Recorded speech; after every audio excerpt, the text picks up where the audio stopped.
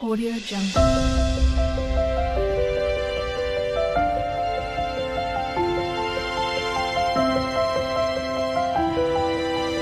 Audio Jungle.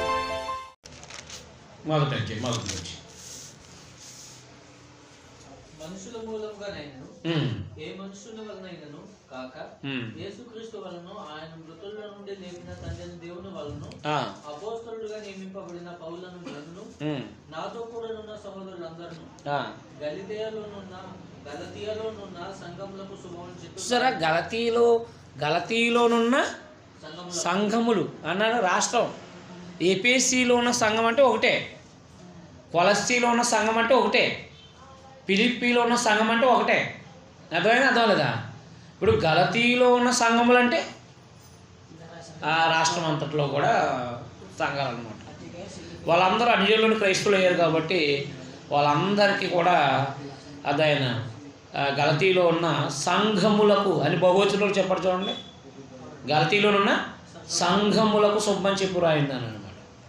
అంటే నేను అపోస్తులత్వాన్ని ఏ మనుషుని వల్ల పొందలేదు, యేసుక్రీస్తు వలన తండ్రి దేవుని వలన నేను అపోస్తులుగా నియమించబడ్డాను అని తన అపోస్తులత్వాన్ని గురించి చెప్పుకున్నాడు ముందు. ఎందుకంటే మనం చదివాం అపోస్తలు 9:15లో.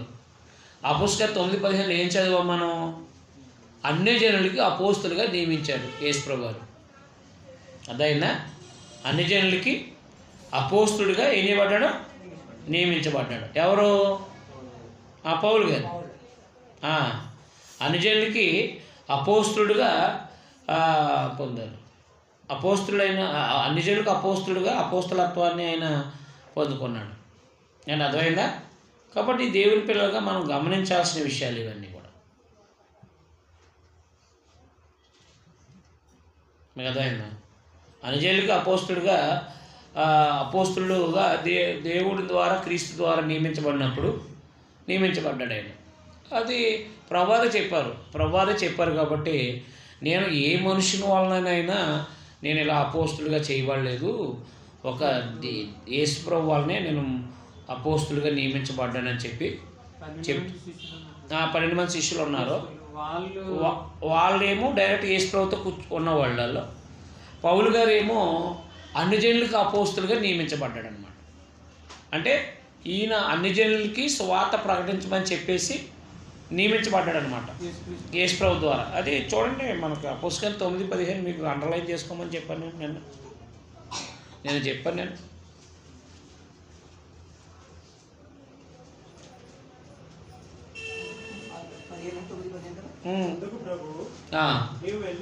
నువ్వు వెళ్ళుము, అన్యజనుల ఎదుటను, రాజుల ఎదుటను, ఇశ్రాయేలు ఎదుటను నా నామం భరించుటకు అది నేను ఏర్పరచుకున్న సాధనమై ఉన్నాడు. అంటే యేసు ప్రభు పంపించాడు అన్నమాట. చూడండి, ఎఫెసీ పత్రిక 3:3 ఎఫెసీయులకు రాసిన పత్రిక 3:3 నుంచి.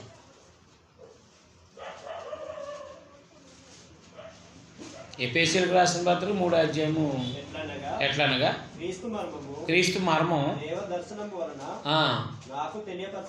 అది దేవదర్శనం వలన తెలియపరచబడింది ఆయనకి. ఎవరికి? పౌలు గారికి. క్రీస్తు మర్మం దేవదర్శనం వల్ల తెలియబడింది. అంటే యేసు ప్రభుతో పాటు లేకపోయినా యేసుక్రీస్తు వారు ఏం చేశారు? దేవుడు ఏం చేశాడు? దర్శనాల ద్వారా యేసు ప్రభు జీవితం అంతా కూడా చూపించేశారు ఆయనకి. ఎవరికి? లేకపోతే మొదటి కొరింథీ పత్రిక 11:23లో నేను ప్రభువు వలన పొందుతున్నాను ఎందుకంటాడు ఆయన? కొరింథీయులకు రాసిన మొదటి పత్రిక 11:23 నేను మీకు అప్పగించిన దాన్ని ప్రభు దగ్గర లేరు కదా ఈయన. ప్రభు దగ్గర లేడు కదా ఆయన, ప్రభు వల్లనే పొందాడు. ఏది? ఈ ప్రభురాత్రి భోజనంలో ఆయన పస్కా రాత్రి లేరు కదా, పౌలు గారు ఉన్నారా? కానీ అది ఎలా చూపించబడింది? దర్శనం ద్వారా చూపించబడింది. నేను ఇదిగో పలానా టైంలో ఇలాగా ప్రభు ఆజ్ఞాపించాను, దాన్ని నీకు అప్పగిస్తున్నాను, నువ్వు చెప్పాను. అది ప్రభు వల్ల పొందితే అన్నట్టు చూడండి. ప్రభురాత్రి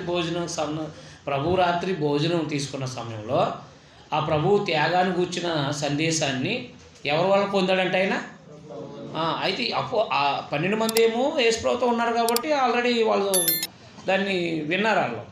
కానీ ఈయన ప్రభువే ఆ సందర్భాన్ని నేను పరిచయం చేశారనమాట.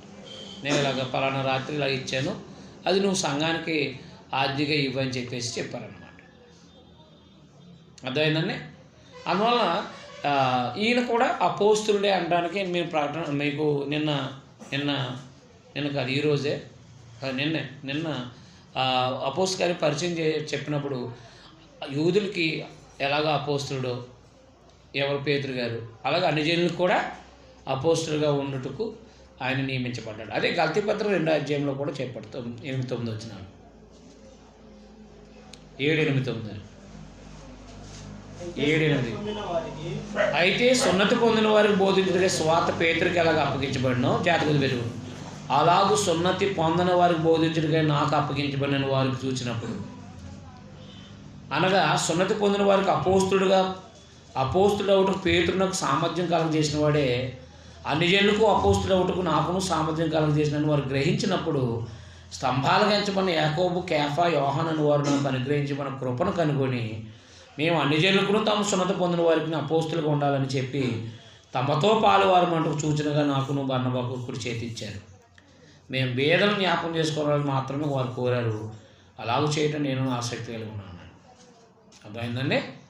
అన్ని జనులకి అంటే యూదులకి అపోస్తులుగా ఉండటానికి పేతురికి ఎలాగా అధికారం ఇవ్వబడిందో, అన్ని జనులకి అపోస్తులుగా ఉండటానికి పౌలు గారికి కూడా అలాగూ అపోస్తులత్వం అనేది ఆయనకి ఇవ్వబడింది అనమాట.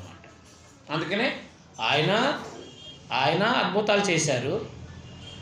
అదే పేతురు గారు కుటుంబాన్ని బాగు చేశారు, పౌలు గారు బాగు చేశారు. పేతురు గారు పరిశుద్ధాత్మ ఉంచడం ద్వారా, ఆ చేతులు ఉంచడం ద్వారా పరిశుద్ధాత్మను పొందారు. అలాగే పౌలు గారు కూడా ఎఫెసీలో బాప్తిసాలు ఇచ్చి వాళ్ళ మీద చేతులు ఉంచినప్పుడు పరిశుద్ధాత్మని పొందారు. పేతురు గారు నడికట్టును లేదా నీడ పడినప్పుడు బాగుపడ్డారు. పౌలు గారి ద్వారా కూడా విశేషమైన అద్భుతాలు చేయబడ్డాయి. మరి ముఖ్యంగా తాపకరమైన సర్పం ఏది మెలితే ద్వీపంలో 28వ అధ్యాయం మొదట్లో మెలితే ద్వీపంలో ఈయన వాడ నుంచి బద్దలైపోయి వీళ్ళ సముద్రాన్ని చేరుకునే టైంలో ఒక నిప్పులు అంటే నిప్పు అంటించినప్పుడు కొన్ని ఈ చెట్లని ఎండిన కొమ్మలను అంటించినప్పుడు అందులోంచి ఒక తాపకరమైన సర్పం వచ్చి ఈయన చేయిని పట్టుకుంది. ఎవరిని? అది పౌలు గారు చేయి. అప్పుడు దాన్ని ఇలా జాడించి వదిలేశారు తప్ప ఆ హానికరమైన సర్పం ద్వారా ఆయన మరణం పొందలేదు. కాబట్టి అపోస్తులు అవడానికి సిగ్నల్స్ అది ఒక అది ఒక సింహనం 2 కొరింథీయుల 12 సిమ్టమ్స్ అంటే వేరు, సింహనములు అంటే గుర్తులు.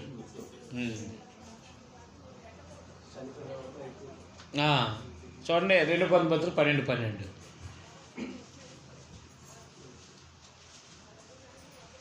ఈ అపోస్తలుడైన పౌలు గురించి మనం సంపూర్ణంగా తెలియాలి. ఇలాగా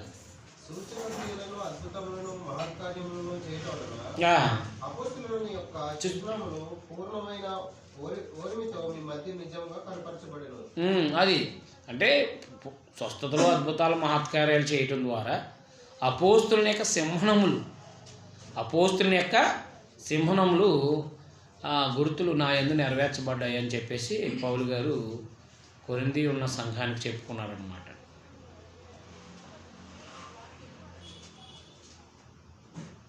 నేను అర్థమైందా? రైట్. కాబట్టి మనుషుల మూలంగానైనను ఏ మనుషుల వలనైనను కాక యేసుక్రీస్తు వలనను ఆయనను మృతుల్లో నుండి లేపిన తండ్రి అయిన దేవుని వలన అపోస్తులుడిగా నియమింపబడిన పౌలను నేను నాతో కూడా ఉన్న సహోదరులందరూ గలతీలోనున్న సంఘములకు శుభమని చెప్పి వ్రాయినది. తండ్రి అయిన దేవుని నుండి మన ప్రభువైన యేసుక్రీస్తు నుండి మీ కృపా సమాధానాలు కలుగును గాక. మన తండ్రి అయిన దేవుని చిత్త ప్రకారం క్రీస్తు మనల్ని ప్రస్తుతపు దుష్టకాలం నుండి విమోచించాలని మన పాపాల నిమిత్తం తను తాను అప్పగించుకున్నాడు అన్నమాట. యోహాను సువార్త 10వ అధ్యాయము 18వ వచనంలో ఇష్టపడి ప్రాణం పెట్టారని చెప్పారు. యోహాను సువార్త 10:18 ఇష్టపడి నేను ప్రాణం పెడుతున్నానని చెప్పాను. అవునా? కాబట్టి ప్రస్తుతపు దుష్టకాలం నుండి విమోచించాలని మన పాపాల నిమిత్తం తాను అప్పగించుకున్నాడు అనమాట. ఆయనే ఇష్టపడి ప్రాణం పెట్టారు. రోమపత్రిక 8వ కూడా 1-2-3 వచనాల్లో ఏం చెప్తాడు? పాపం అని పాప శరీరాకారంతో పంపి పాపానికి దేవుడు ఆయన శరీరమందు శిక్ష విధించాడు అన్నాడు అన్నమాట. కాబట్టి ఎవరైనా సరే అంటే ఇప్పుడు దుష్టుడిగా అంటే ఒక పాపిగా బ్రతుకుతున్నాడు అనుకోండి, వాడు దుష్టకాలంలో ఉన్నట్టే, అంటే వాడు చెడు కాలంలో ఉన్నట్టే. అందువల్ల ఆ కాలంలో ఉంటే వాడు మరణం కానీ వాడు ఆత్మ కానీ ప్రమాదంలో ఉన్నట్టే. అందువలన ఎప్పుడైతే యేసుక్రీస్తునందు విశ్వాసం నుంచి బాప్తిసం పొందాడో వాడి యొక్క దుష్టకాలంలో ఉండే ఆ దుష్టకాలంలో వచ్చే దౌష్ట్యాలు వాళ్ళ మీదకి రాకుండా ఉంటాయన్నమాట. ఇప్పుడు ప్రమాదాలు రావు అన్నమాట. బాప్తిసం పొందినోడు క్రైస్తవుడు. బాప్తిసం పొందాడంటే పాపం నుంచి విడుదల పొందాడు. ఇంకా ఇంతకుముందు చేసిన పాపం యొక్క దోషం అంటే పాపం యొక్క శిక్ష వీడి మీద ఉండదు. ఎవరి మీద? బాప్తిసం పొందినవాడి మీద ఉండదు. అదే పాపం చేస్తూ ఉన్నవాడు ఉన్నాడు అనుకోండి, వాడి పాపం చేసిన ఆ యొక్క శిక్ష వీడు భూమి మీద అనుభవించాల్సిందే అన్నమాట. కానీ ఎప్పుడైతే యేసుక్రీస్తునందు విశ్వాసం నుంచి బాప్తిసం పొందాడో అప్పుడు పాపం నుంచి విడుదల పొందుతున్నాడు. పాపం నుంచి విడుదల పొందుతున్నప్పుడు ఆ పాపం యొక్క శిక్ష ఆ పొందిన వాడి మీదకి రాదు. ఆ శిక్ష యేసుప్రభు మీద మోపబడింది. నువ్వు ఒక బస్సు అంటించేసినా క్రైస్తవుడు కావనప్పుడు అర్థమైందండి. కాబట్టి ఒక బస్సు అంటించేసినా, అనేక మందిని హత్య చేసినా, అనేక మందితో అక్రమ సంబంధాలు పెట్టుకున్నా, బాప్తిసం పొందావునంటే కనుక విడుదల పొందావునంటే కనుక ఆ యొక్క శిక్ష నీ మీదకే రాదన్నమాట. అది ప్రస్తుతపు దుష్టకాలంలో విమోచించాడంటే. లేదంటే మరి గత కాలంలో చేసిన పాపం యొక్క శిక్ష అంతా మీదకి వచ్చేద్దది కదా. మరి లోకంలో చాలామంది అలాంటి శిక్షలు అనుభవిస్తూ ఉంటారు కదా. ఏది చేసిన తప్పుకి శిక్ష అనుభవించరా? మనకు ఆ శిక్ష ఉండదు అన్నమాట. అది యేసుప్రభు వారు ప్రస్తుతపు దుష్టకాలం నుండి విమోచించిన నిమిత్తం తాను అప్పగించుకున్నారన్నమాట. దేవునికి యుగములకు మహిమ కలుగును గాక. ఆమేన్. ఈ 6వ వచనం నుంచి అంటే 1 నుంచి 5 వచనాల వరకు శుభాకాంక్షలు తెలియజేశాడు. 6 నుంచి ఆ సబ్జెక్ట్ మాట్లాడుకుంటూ వస్తున్నాడు. గలతీలో ఉన్న సంఘాలకు చెప్తున్నాడు, క్రీస్తు కృపను బట్టి మిమ్మల్ని పిలిచిన వారిని విడిచి భిన్నమైన స్వార్థ తట్టుకు మీరు ఇంత త్వరగా తిరిగిపోవడం చూడగా నాకు ఆశ్చర్యం అవుతున్నది. క్రీస్తు కృపను బట్టి మిమ్మల్ని పిలిచిన వారిని విడిచి, దేవుడు పిలిచిన వాడు ఎవరు? దేవుడు. భిన్నమైన స్వార్థ అంటే ఏది? సున్నతి పొందటం. అన్ని జనులు క్రైస్తవుడు అయినట్టు వాడు సున్నతి పొందటం, అది భిన్నమైన స్వార్థ. అది యోదయాన్ని నుంచి వచ్చిన వాళ్ళు ప్రకటించారన్నమాట. మీరు అన్ని జనుల బాప్తిసం పొందారా? బాప్తిసం పొందితే సరిపోదు, రక్షణ రాదు, మీరు సున్నతి కూడా పొందాలి అని చెప్తే చాలామంది సున్నతి పొందేశారనమాట. అప్పుడు అది మీకు భిన్నమైన సువార్త తట్టుకు మీరు ఎంత త్వరగా తిరిగిపోవడం చూడగా నాకు ఆశ్చర్యం అవుతుంది. వెళ్ళి చెప్పాడైనా ఇలాగెళ్ళి చెప్పారు వీళ్ళు, అంతే త్వరగా తిరిగిపోయారు. ఓ 2 సంవత్సరాల్లో, సుమారుగా 2-3 సంవత్సరాల్లో మొదటి సువార్త ప్రయాణం సాగింది. ఈ మొదటి సువార్త ప్రయాణంలో అనేక సంఘాలు కట్టబడ్డాయి గలతీ రాష్ట్రంలో. అలా కట్టిన తర్వాత వీళ్ళు అంత్యోక్యకి వచ్చారు. ఈలోగా కొంతమంది యూదయ నుంచి వచ్చి మీరు అన్ని చేయలేని వాళ్ళు డైరెక్ట్గా రక్షణ పొందటం కుదరదు, మీకు బాప్తిసం పొందిన సున్నత పొందితేనే కానీ మీకు రక్షణ లేదని చెప్పారు. దానిని భిన్నమైన దానితో త్వరగా తిరిగిపోయారంట. త్వరగా తిరిగిపోవడానికి కారణం ఏంటో తెలుసా అండి? చిన్నపిల్లలు. ఎవరెళ్ళా? చిన్నపిల్లలు ఒక చోట నుంచి మరో చోటకి సింపుల్గా అతుక్కుపోతూ ఉంటారు. అదే ఎపిసోడ్ 4 వచనంలో చెప్పాడు కదా, మనం పసిపిల్లలమై ఉండి మాయోపాయముల చేత తప్పు బోధనలకు అంటే తప్పు బోధలకు ఇటు అటు కొట్టుకుని పోకున్నట్లు అన్నాడు. పసిపిల్లలు ఏమవుతారో ఆత్మీయంగా ఎదగలేని వాళ్ళు, బాప్తిసం పొందిన వాళ్ళు కొత్తగా, వాళ్ళు పసిపిల్లల లెక్క. వాళ్ళే ఈ బోధకి ఆ బోధకి అటు ఇటు ఊగుతారనమాట. నాకు ఎవడైనా కొత్త బోధ చెప్పాడు అనుకోండి, ఇలా తల ఊగుతా గంగిరెడ్లాగా వెళ్ళిపోతాను. నేను వెళ్తానా?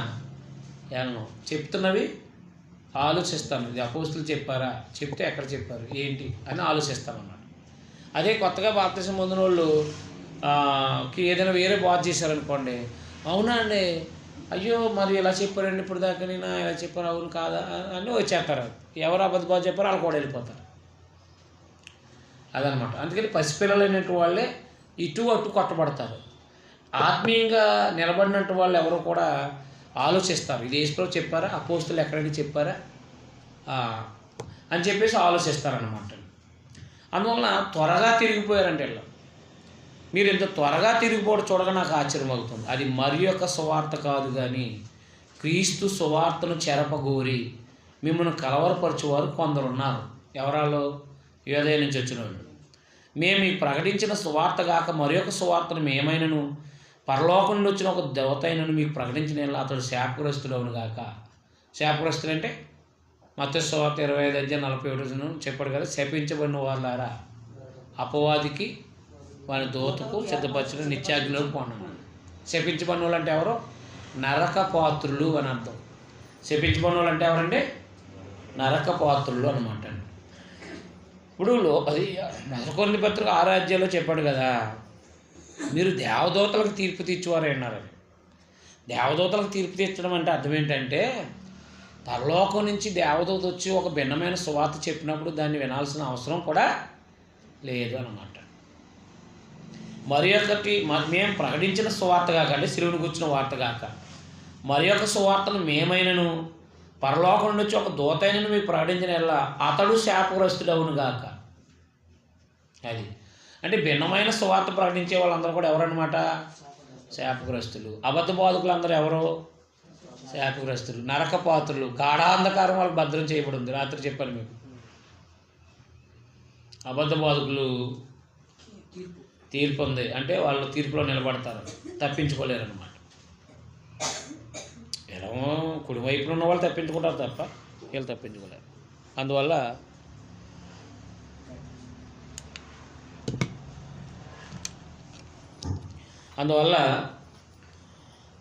మేము ప్రకటించిన సువార్త కాదు మరి ఒక సువార్తను మేమైనను పరలోకం నుండి వచ్చిన ఒక దూత అని మీకు ప్రకటించిన అతను శాపగ్రస్తుడు. మేము ఇది వారు చెప్పిన ప్రకారం ఇప్పుడు మరలా చెప్తున్నాం, మీరు అంగీకరించిన సువార్త కాక మరి ఒకటి ఎవడైనా మీకు ప్రకటించిన వాడు శాపగ్రస్తులను గాక. ఇప్పుడు నేను మనుషుల దయను సంపాదించుకుంటున్నానా, దేవుని దయను సంపాదించుకొని చూస్తున్నాను? నేను మనుషులను సంతోషపెట్టువాడిని కోరుచున్నానా? నేను ఎప్పటికీ మనుషులను సంతోషపెట్టువాడిని అయితే క్రీస్తు దాసులను కాకపోదును. అంటే సువార్తలో అంటే బోధలో, సువార్త అయినా బోధలోనైనా ఎప్పుడైతే కల్తీ జరిగిందో, ఎప్పుడైతే కొన్ని విషయాలు ఇన్క్లూడింగ్ చేసామో అప్పుడు మనము అర్థమైందండి దేవుని దాసులు కాదంటండి. ఇప్పుడు ఉన్నదన్నట్టుగా బోధిస్తాం. ఈ క్రొత్త నిబంధనలో ఉన్నదన్నట్టుగా మనం బోధిస్తున్నప్పుడు మనము దేవుని దాసులు, దేవుని సంతోషపడతాం. కానీ మనుషులకి ఇష్టం ఉండదు.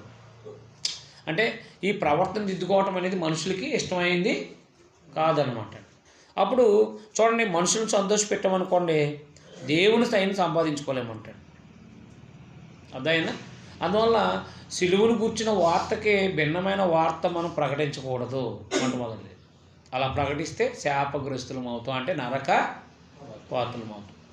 రెండవది, అపోస్తుల బోధకే భిన్నమైన బోధని మాట్లాడకూడదు. అపోస్తులు ఏం బోధించారో ఆ బోధించాలంతే మనం కూడా. అపోస్తులు బోధించిన భిన్నమైన, అపోస్తులు బోధించిన దానికి మనము కొన్ని కలిపి భిన్నమైన బోధ చేసామనుకోండి, మనము ఏమవుతాం? నరక పాత్రలు అయితే సంఘాన్ని పాడు చేసిన వాళ్ళం అవుతాం అన్నమాట. అందుకని ఎవరిని సంతోషపెట్టాలి మనము? అర్థమైందండి. మనల్ని రక్షించిన మన దేవుని మనం సంతోషపెట్టేవారమే ఉన్నాము. గుర్తుపెట్టుకోండి విషయాలు. అర్థమవుతుందా? అది కాబట్టి చాలామంది ఏం చేస్తూ ఉంటారు? మనుషులను సంతోషపెట్టేటట్టుగా బోధిస్తారు. అవునా? చాలా బాగా చెప్పాడండి బాబు, చాలా అంటూ ఉంటారు. మనుషులను సంతోషపెట్టేవాళ్ళుగా ఉంటారు. మనుషులను సంతోషపెట్టే వాళ్ళం అయితే మనం దేవుని సంతోషపెట్టేవారు కాదనమాట.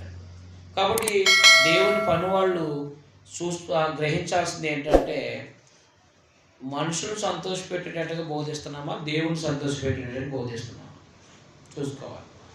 దేవుని సంతోషపెట్టే వాళ్ళమైతే క్రీస్తు దాసులము, లేదు మనుషులను సంతోషపెట్టే వారమైతే క్రీస్తు దాసులము కాకపోదుము. కాబట్టి గుర్తుపెట్టుకోండి. అందువల్ల లోకంలో ఎంతోమంది అబద్ధ బోధకులు ఉన్నారు, మనుషులకు అనుకూలమైన బోధలు చేస్తున్న వాళ్ళు ఉన్నారు. అందువల్ల అలాంటి ప్రజలుగా మనం ఉండకుండా, శాపగ్రస్తులు ఉండకుండా ఒక పాపి రక్షించబడడానికి శిలువను గురించిన వార్త ప్రకటించడము, అలాగే ఒక రక్షించబడిన వారికి ఆత్మ సంబంధం ఎదుగుతానికి అపోస్తుల బోధను బోధించేవారుగా ఉంటే మనము దేవుని సంతోషపెట్టేవారమే ఉంటాం. బలా మంచి దాసులు అనే పరిస్థితికి వెళ్తాం అన్నమాట. 11వ వచనం, సహోదరులారా, నేను ప్రకటించిన సువార్త మనుషుని యోచన ప్రకారమైనది కాదని మీకు తెలియజెప్తున్నాను. మొదలు సిలువను కూర్చున్న వార్త మనుష్యుడు ఏర్పాటు చేసింది కాదు. జాగ్రత్త పెట్టుకోండి. సిలువను కూర్చున్న వార్త మనుషుని యోచన ప్రకారమైంది కాదు. ఎందుకని?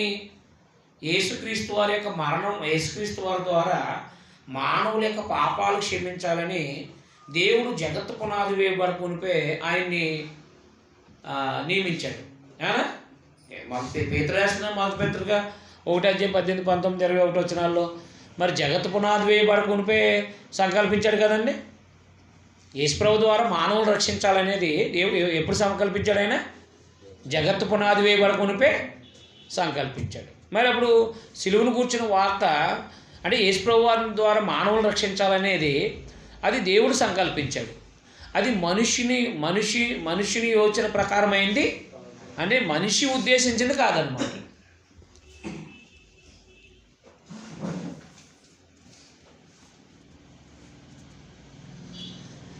అనేక విషయాలు ఉన్నాయి మనకు వాటి గురించి. మనుషుల వలన నేను దాన్ని పొందలేదు, నాకెవరూ దాన్ని బోధింపలేదు. అంటే సువార్తని ఎవరు బోధింపలేదు, కానీ యేసుక్రీస్తు బయలుపరచబడిన అది నాకు లభించింది. అది అంటే యేసుప్రభు వారి గురించి ఎవరు బోధించారు? యేసుప్రభు వారే బోధించారు. ఎవరికి? పౌలు గారికి. అపోస్తులకి ఎలా బోధించారో పౌలు గారికి కూడా అలా బోధించారు అన్నమాట. అర్థమైందా? దేవదర్శనం ద్వారా యేసుక్రీస్తు బయలుపరచబడినది నాకు లభించింది.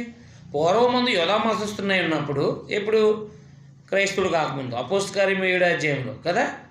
పూర్వము ముందు యోధా మతస్థున్నాయి ఉన్నప్పుడు నేను దేవుని సంఘాన్ని అపరిమితంగా హింసించి నాశనం చేయొచ్చు. నా పితరుల పారంపర్యాచారం మంది విశేష ఆసక్తి గలవాడనే నా స్వజాతీయుల్లో నా సమాన వయస్కులైన అనేకుల కంటే యూదుల మతంలో ఆధిక్యతను అందుతునని నా నడవను గూర్చి మీరు విన్నారు. అంటే ఒకప్పుడు యోధా మతంలో ఉన్నప్పుడు పౌలు గారు ఏం చేశారు? క్రైస్తవులను హింసించారు. అది మనకు 8వ అధ్యాయం కదా. అపోస్తల కార్యం 8వ అధ్యాయం మనం చదివాం నిన్న. ఆ విషయాన్ని చెప్పుకున్నాడు అనమాట. నేను నా స్వజాతిలో నా సమాన వయస్కుల అనేకుల కంటే యూదుల మతంలో ఆధిక్యతను అందుతుని, అంటే చాలా అందరిలో కూడా బెస్ట్ స్టూడెంట్ అనమాట ఈయన. ఎవరు? పౌలు గారు ధర్మశాస్త్ర సంబంధమైన విషయాల్లో. ఆయనను తల్లి గర్భమందు పడినది మొదలుకొని నన్ను ప్రత్యేకపరిచి తన కృపచేత నన్ను పిలిచిన దేవుడు నేను అన్యజనుల్లో తన కుమారుని ప్రకటించాలని ఆయనను నాయందు బయలుపరచబడిన అనుగ్రహించినప్పుడు మనుష్య మాత్రలతో నేను సంప్రదింపలేదు అన్నాడు అనమాట. కాబట్టి ఆయనను తల్లి గర్భం నందు పడినది మొదలుకొని నన్ను ప్రత్యేకపరిచి తన కృపచేత నన్ను పిలిచిన దేవుడు, అంటే నన్ను ఇలా నియమించడానికి ఆయన ముందుగానే నిర్ణయించుకున్నాడు అని చెప్పాడు అనమాట. ఆలోచన చేసుకున్నాడు. ఆయనకి తల్లి గర్భంలో తెలిసానమాట. అంతేకాని తల్లి గర్భంలో కొంతమందినేమో స్వార్థ చేసేవాళ్ళుగా, కొంతమందినేమో స్వార్థ చేయలేని వాళ్ళుగా నిర్ణయించట్లేదు ఆయన. ఈయన భవిష్యత్తు అంతా, తల్లి గర్భంలో పడిన పిండం యొక్క భవిష్యత్తు అంతా ఎవరు తెలుసు? ఎవరు తెలుసు. కాబట్టి ఈయన తల్లి గర్భంలోనే దేవుడికి తెలుసు అనమాట. ఏది? పౌలు గారు మారతారో ఆయన్ని ఏర్పాటు చేసుకుంటారనే సంగతి ఎప్పుడు తెలుసు అనమాట దేవుడికి? తల్లి గర్భంలో తెలుసు అనమాట. అందుకని అంటున్నాడు అనమాట. ఆయన తల్లి గర్భం పడిన మొదలు నన్ను ప్రత్యేకపరిచి తన కృపచేత నన్ను పిలిచిన దేవుడు. కృపచేత అంటే సువార్త ద్వారానే కదా. కృపచేత అంటే ఏంటి? సువార్తని పిలిచిన దేవుడు. నేను అన్ని జనుల్లో తన కుమారుని ప్రకటించాలని. చూడండి అక్కడ, నేను అన్య జనులలో తన కుమారుని ప్రకటించాలని. అన్ని జనులు అంటే యూదులు కాని వాళ్ళు, కుమారుని ప్రకటించాలని. ఆయనను నాయందు బయలుపరపను అనుగ్రహించినప్పుడు, ఆయనను నాయందు బయలుపరపను అనుగ్రహించినప్పుడు మనుష్య మాతృలతో నేను సంప్రదింపలేదు. మనుష్య మాతృలతో నేను ఏం చేయలేదు? సంప్రదింపలేదు. నాకంటే ముందుగా అపోస్తులైన వారు ఎందుకు నేను యెరూషలేముకైనా వెళ్ళలేదు, కానీ వెంటనే అరేబియా దేశంలోనికి వెళ్ళి తిని ఏమంటారు దమస్కు పట్టణానికి తిరిగి వచ్చి తిని అటుపైన 3 సంవత్సరాలు అయిన తర్వాత కేఫాను పరిచయం చేసుకోవాలని యెరూషలేముకి వచ్చి అతనితో కూడా 15 దినాలు ఉంటిని. అతని తప్ప అపోస్తుల్లో మరి ఎవరిని నేను చూడలేదు, కానీ ప్రభు యొక్క సహోదరుడైన యాకోబును మాత్రం చూచి తిని. సంఘంలో ఉన్న యాకోబు, యేసుప్రభు తమ్ముడు. నేను మీకు రాయిచున్న ఈ సంగతుల విషయమే, ఇదిగో దేవుని ఎదుట నేను అబద్ధం మాట్లాడలేదు.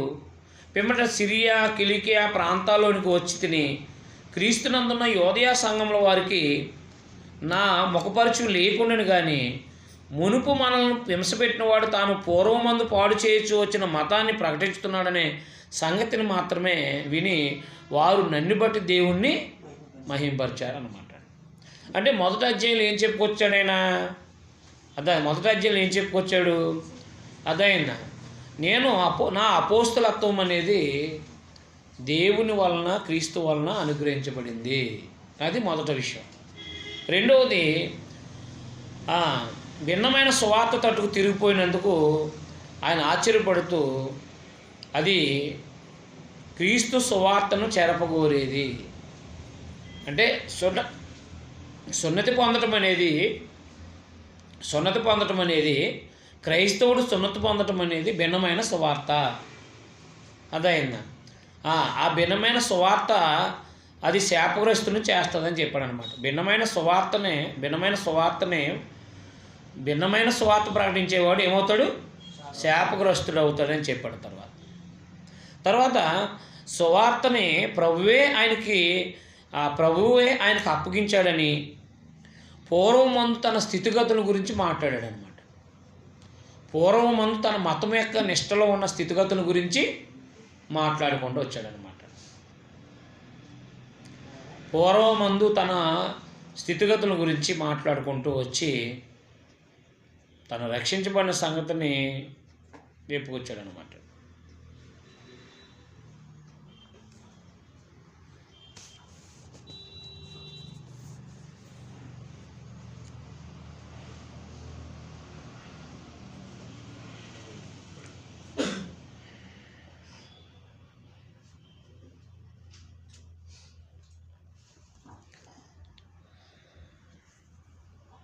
రెండో అధ్యాయం. అటుపిమ్మట 14 సంవత్సరాల తర్వాత నేను తీతును వెంటబెట్టుకుని బర్నబాతో కూడా యెరూషలేముకి తిరిగి వెళ్ళి తిని దేవదర్శన ప్రకారమే వెళ్ళి తిని, మరియు నా ప్రయాసం వ్యర్థమైపోయినేమో లేక వ్యర్థమైపోయిందేమో నేను అన్ని జనుల్లో ప్రకటిస్తున్న సువార్తను వారికి ప్రత్యేకంగా ఎన్నికైన వారికి విసిరిపరిచితిని. అంటే బర్నబాని వెంట పెట్టుకుని వెళ్ళాడు కదా 15 అధ్యాయంలో. అంటే నేను ఒకవేళ అంటే అన్ని జనులకి సువార్త ప్రకటించి బాప్తీసాలు ఇచ్చారు కదా, ఇది ఒకవేళ నేను అన్ని జనుల్లో ప్రకటించున్న సువార్త వారికి ప్రత్యేకంగా ఎన్నికైన వారికి విసిరిపరిచాడంట. ఆయన నాతో కూడా తీతు గ్రీసు దేశస్తుడైన అతను సున్నతి పొందుటకు బలవంత పెట్టబడా లేదు. కానీ ఆయన అపోస్తలుల 15 అధ్యాయంలో పౌలు బర్నబాలు వెళ్ళారు కదా ఎక్కడికి, యెరూషలేముకి వెళ్ళినప్పుడు ఆయన నేను ప్రకటించిన సువార్త వ్యర్థం కాలేదని చెప్పేసి గ్రహించాడు అనమాట. ఎందుకంటే అన్ని జనులు సున్నతి పొందక్కర్లేదని వారు కూడా చెప్పారు. ఏమంటే అన్ని జనులు సున్నతి పొందక్కర్లేదని ఏం చెప్పారు? వారు కూడా తెలియజేశారు. ఎవరు? అపోస్తులు కూడా చెప్పారనమాట. అప్పుడు ఆయన అన్ని జనుల్లో నేను ప్రకటించిన సువార్తను వారికి ప్రత్యేకంగా ఎన్నికైన వారికి విషయపరిచాను. ఎందుకు? ఒకవేళ నేను చేస్తున్న సేవ వ్యర్థమైపోయిందేమో అని. అదైనా అయితే నాతో కూడిన తీతు ఏది? ఆ తీతు పత్రిక ఉంది కదా, ఆ తీతు అనమాట. తీతు పత్రిక రాశారు కదా, ఆ తీతు. ఆ తీతు అనే ఆయన అనుజనుడు సంపూర్ణంగా. ఆ అనుజనుడైనటువంటి ఈయన సున్నతి చేయించలేదు.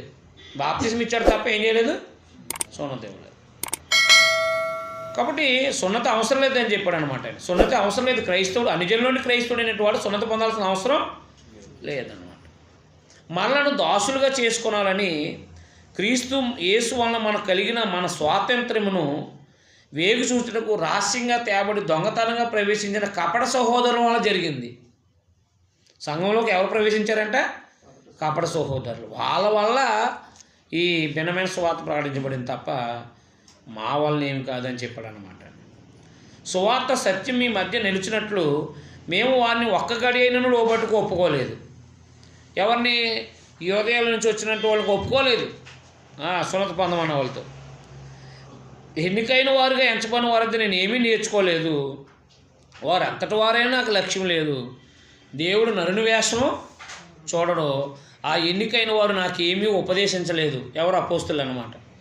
అయితే సున్నతి పొందిన వారికి బోధించుటకై సువార్త పేతురుకి ఎలాగ అప్పగించబడిందో అలాగే సున్నతి పొందని వారికి బోధించుటకై నాకు అప్పగించబడిందని వారు చూసినప్పుడు, ఎవరాళ్ళు? యెరూషలేములో సంఘం చూసినప్పుడు, అనగా సున్నతి పొందిన వారికి అపోస్తులవుడుగా పేతురుకు సామర్థ్యం కలుగజేసిన వాడే అనుజనులకును అపోస్తులవుడుకు నాకును సామర్థ్యం కలుగజేసిన వారు గ్రహించినప్పుడు స్తంభాలుగా ఎంచబడిన యాకోబు, కేఫా, యోహాను అని వారు నాకు అనుగ్రహించబడిన కృపను కనుగొని మేము అనుజనులకును తాము సున్నతి పొందిన వారికి అపోస్తులుగా ఉండాలని చెప్పి తమతో పాలువారు అంటకు సూచనగా నాకును బర్నబా కుడి చేతినిచ్చారంట.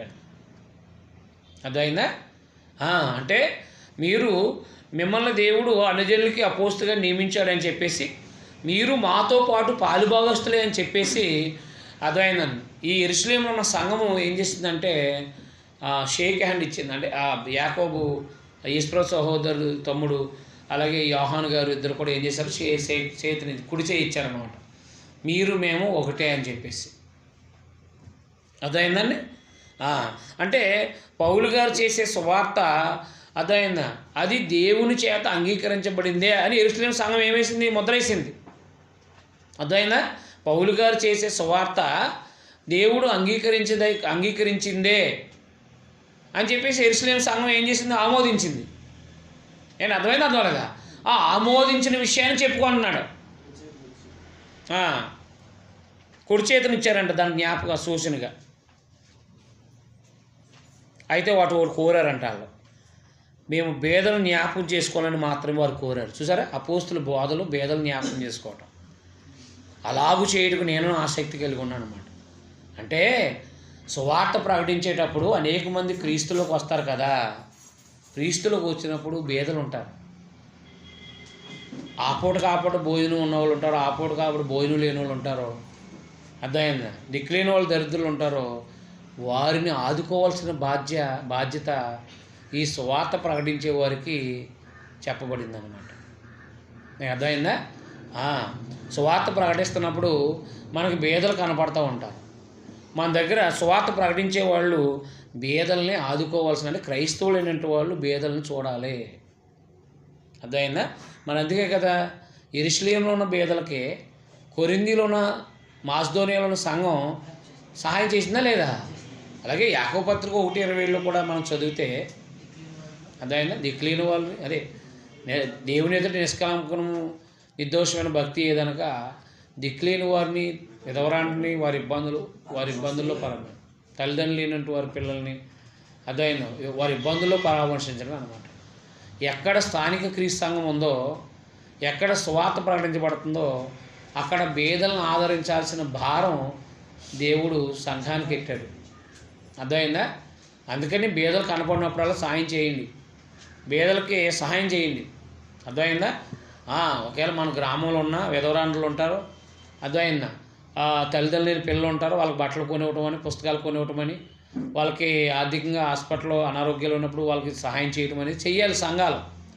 అలా చేసినప్పుడే సమాజంలో ఉన్నవాళ్ళు అదే మనం చేసే మంచి పనులు బట్టి అయినా వాళ్ళు క్రీస్తు సువార్తను వినటానికి రావాలి వాళ్ళు. అర్థమైందా? అందువల్ల బేదలను జ్ఞాపకం చేసుకోవటం అనేది అపోస్తుల బోధలో ఒక భాగమై ఉంది. మిషనరీస్ మరి క్రైస్తవులు ఏమండి, మనకి ఇండియాకి క్రైస్తవులు సువార్త ప్రకటించడానికి వచ్చినప్పుడు హాస్టల్స్ పెట్టారు కదా. మరి ఆనాడు తల్లిదండ్రులు ఒక 100 సంవత్సరాల క్రితం కొన్ని కుటుంబాల్లో 5-10 మంది పిల్లలు ఉండేవారు. పెంచలేక హాస్టల్లో జాయిన్ చేసేవారు. మరి హాస్టల్లో భోజనం పెట్టి అలాగే యేసుప్రభు గురించి చెప్పింది ఎవరో? మిషనరీసే కదా. హాస్పిటల్కి ఒకనాడు వైద్యం చేయించుకోవడానికి డబ్బులు ఉండేవి కాదు. మన ప్రభుత్వమే అడుక్కు తినేది. ఏంటది? మన ప్రభుత్వమే అడుక్కు తినేది. ఇంకా మన పేదోని ఏం పట్టించుకుంటుంది? అందుకని వాళ్ళు వచ్చి ఏం చేశారంటే హాస్పిటల్ పెట్టారు. ఆర్సిఎం లేకపోతే మిస్ ఎమ్ హాస్పిటల్ అని. అర్థమైందండి. ఇలాగా క్రైస్తవులైనటువంటి వాళ్ళు ఇండియాకు వచ్చి హాస్పిటల్ పెట్టి ఉచితంగా పురుళ్ళు వేయటం, అర్థమైంది, మందులు ఇవ్వటం, ఇలాంటి ఎన్నో మంచి పనులు ప్రారంభించి సువార్త చేశారు. అంటే సువార్త ప్రకటించేటప్పుడు మనం మంచి పనులు చేయటం ద్వారా కూడా అది దేవుడు అంగీకరించదగిందే అన్నాడు అన్నమాట. అంతేగాని మనం దేవుని పని చేస్తూ బేదలను చూసి జ్ఞాపకం చేసుకోకపోతే ఎలాగా? అది సంఘంలో ఉన్న వాళ్ళైనా బయట ఉన్న వాళ్ళైనా గల్తీపత్రిక 6:10 చెప్పాడు. అవునా? అదే గల్తీపత్రిక 6:10 ఏమన్నాడు? విశ్వాస గృహానికి చేరిన వాళ్ళను అలాగే అందరి ఏడను మరి విశ్వాసంగా విశ్వాస గృహం అంటే సంఘంలో ఉన్న వారికి మేలు చేయుదుము. ఏం చేయాలంటే మేలు చేయదు. అందుకని దేవుని పిల్లలుగా మనం కొంత బేదలు కొంత సొమ్ము తీయాలి. అది అన్నాడు. ఒక 1000 రూపాయలు వస్తున్నాయి అనుకోండి, ఒక 100 రూపాయలు బేదలకు తీసుకోవచ్చు, తప్పేం కాదు. అదైనా ఒక 5,000 అయినాయి, ఒక 2,000 అయిన తర్వాత ఎక్కడైతే అనాథాశ్రమాలు ఉన్నాయో లేకపోతే ఎక్కడైతే బేదలు ఉన్నారో వాళ్ళకి కొంత సహాయం చేయటం అనేది నేర్చుకోవాలి సంఘాలు. అంతేగాని మాకు ఎంత వచ్చినా సరిపోవట్లేదని అనకూడదు. మనకు 1,00,000 రూపాయలు వచ్చినా సరిపోవు మన బతుక్కి. నేను అర్థమైందా? మాకు చాలామంది ఎంప్లాయీస్ వస్తూ ఉంటారు. ఎంప్లాయీస్ అంటే సంఘంలో కాదు, క్లాసులకి వస్తారు.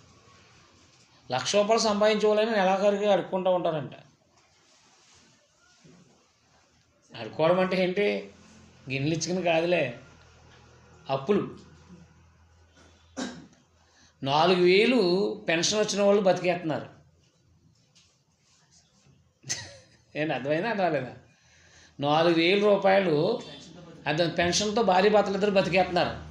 కోట బియ్యంతోనూ పెన్షన్తో. ఏంటి బతుకుతున్నారు? బతకలేదా? 1,00,000 రూపాయలు జీతం వస్తే నెలాఖరికి ఒరే 10,000 ఇరా బావా, ఒక 20,000 ఇరా బావా అంటూ ఉంటారంటే వీళ్ళు. అంటే ఎంత వచ్చినా సరిపోలేదు? 1,00,000. సరే, 2 లక్షలు వచ్చినోడు గతి కూడా అలాగేనంటారు. అంటే ఏంటి? వీళ్ళు ఎవరికి సాయం చేయట్లేదు, వీళ్ళు బేదలకి రాయట్లేదు. అది క్రైస్తవుడికి ఉన్న లక్ష్యం. క్రైస్తవుడు అనేవాడు యేసుప్రభువుని అంగీకరించిన ప్రతి ఒక్కరు కూడా యేసుక్రీస్తు వారు ఎలాగైతే బేదల పట్ల జాలి పడ్డారో అలాగే క్రైస్తవుడైన ప్రతి ఒక్కరు కూడా బేదలకు సహాయం చేయాలి అన్నమాట. అది గుర్తుపెట్టుకోండి విషయాలు. బేదలకు సహాయం చేయాలి మనం. సంఘంలో ఉన్న వారికి ముఖ్యంగా బేదలైన వాళ్ళు పట్టించుకోవాలన్నమాట. విధవరాలు ఉన్నారు, వాళ్ళకి పిల్లలు లేరు, లేదా ఒకవేళ పిల్లలు ఉన్నా చచ్చిపోయారు అనుకోండి, అప్పుడు సంఘంలో ఏం చేయాలి? వచ్చిన ధనం కానీ కొంత వచ్చిన బియ్యం కానీ ఆవిడకి అందించి ఆవిడ ఎలా ఉన్నా మనకు అనవసరం. ఆవిడ ఒక సంఘపరంగా విధవరాండ్రులో లెక్కలో పోషించాల్సిన అవసరమే లేదు. బేదవాళ్ళుగా పోషించాల్సిన అవసరం ఉంది. బేదవాళ్ళుగా పోషించే అవసరం ఉందన్న. మరి అలాగ మంచి పనులు చేసినప్పుడు సంఘం మంచి పనులు చేస్తున్నప్పుడు దేవుడికి మహిమ కాదా? అదనమాట. మనము ఓన్లీ వాక్యమే చెప్తాము, మీరు మారాలి, మీరు మాకు ఇవ్వాలి కాదు. వాక్యం చెప్పిన మనము బేదలకు కూడా ఏం చేయాలి? సహాయం చేయాలి. మరి మీకు అర్థం లేదా? ఇప్పుడు మేము ఏ ప్రాంతానికి సువార్తకి వెళ్తామో మాకున్నా ఏమున్నా లేకపోయినా ఒకవేళ వీళ్ళు చాలా ఇబ్బందులు పడుతున్నారండి, లేకపోతే హాస్పిటల్లో ఉన్నారండి అని అంటే కనుక మేము ఎంతో కొంత చేతిలో పెట్టి వస్తాం. సువార్త జల్లటానికి వెళ్ళినా, సువార్త ప్రకటించడానికి వెళ్ళినా ఒకవేళ ఎవరైనా బేదలు కనపడితే అంటే కడుబేదలు కనపడితే కనుక ఖచ్చితంగా మేము వాళ్ళ చేతిలో కొంత సహాయం తీసి వెళ్తూ ఉంటాం మాకున్న దాంట్లోనే. మీకు అర్థం లేదా? ఎందుకు?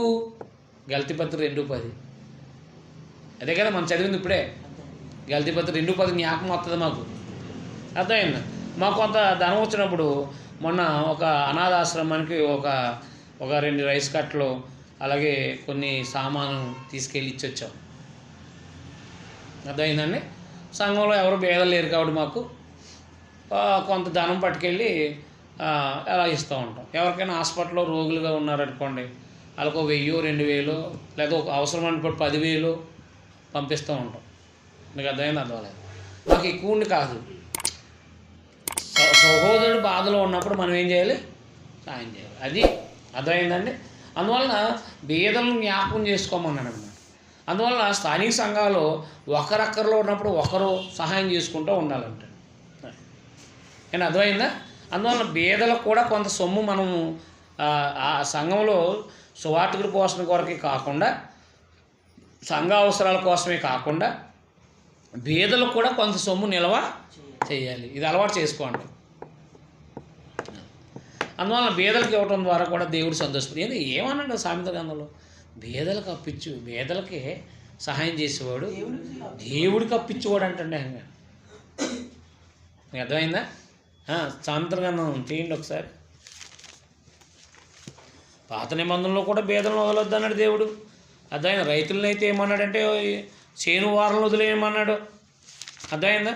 దేవుడు బీదలు జ్ఞాపకం చేసుకోమన్నాడు.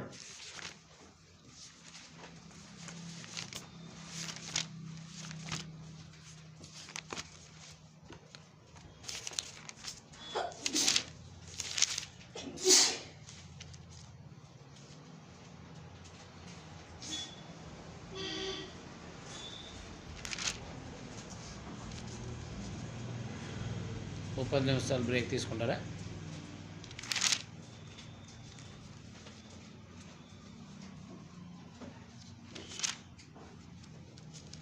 తీసారా? బేదలకు అప్పించేవాడు, అదే 17 వచ్చిన 19 17.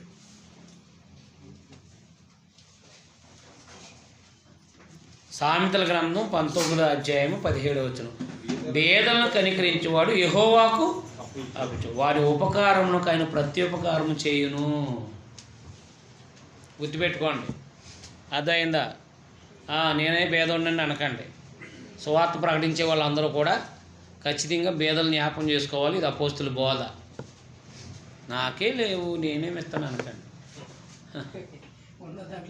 అంతే. నీకు ఇప్పుడు 1000 రూపాయలు ఉన్నాయి, 100 రూపాయలు ఇస్తానికి నష్టమే ఉంది. నీకు అర్థమైంది? మొత్తం అంతా ఇచ్చేయమంటలేదు కదా. ఎన్ని అప్పులు ఉన్నా, ఎన్ని ఆర్థిక సమస్యలు ఉన్నా, ఎన్ని ఉన్నా బేదలను జ్ఞాపకం చేసుకోవాలి మనం అన్నమాట.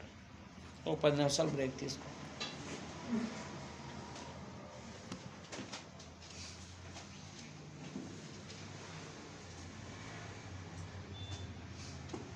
వచ్చేసాడా కొరడా?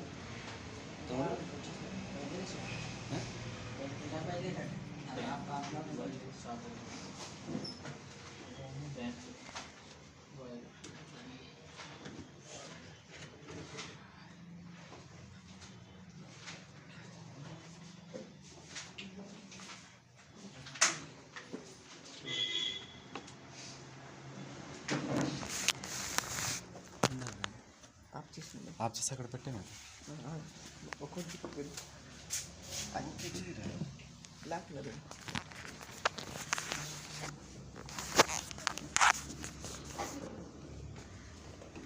అదైనా సువార్తకులలో ప్రతి క్రైస్తవుడు, ప్రతి సువార్తకుడు బేదలను జ్ఞాపకం చేసుకోవాలి. అదైనా దిక్కులేని వాళ్ళు దరిద్రుల్ని జ్ఞాపకం చేసుకోవాలి. మనకున్న దాంట్లో వాళ్ళ సహాయాన్ని అందించాలి. మర్చిపోకండి అపోస్తుల బోధలు. అయితే పౌలు గారు నేను కోరుకున్నానంటే, మీరు అన్ని జనులకు సువార్త చెప్తున్నారు మంచిదే, అయితే బేదలను జ్ఞాపకం చేసుకోమని చెప్పడం జరిగింది. తర్వాత పేతురు గారు ఒక చోట భోజనం చేస్తున్నప్పుడు జరిగిన ఒక సంఘటనని జ్ఞాపకం చేసి, ఆయన కూడా కొత్త నిబంధనకు వ్యతిరేకంగా ఉన్నప్పుడు మేము గద్దించాను ఆయన్ని అని 11వ వచనంలో చెప్తాడనమాట.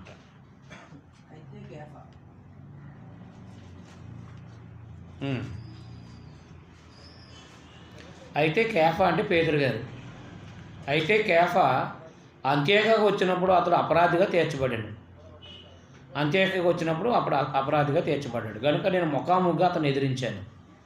ఏలైనగా యాకోబు నద్ద నుండి కొందరు రాకమునుపు అతడు అన్ని జనులతో భోజనం చేయుచున్నాడు.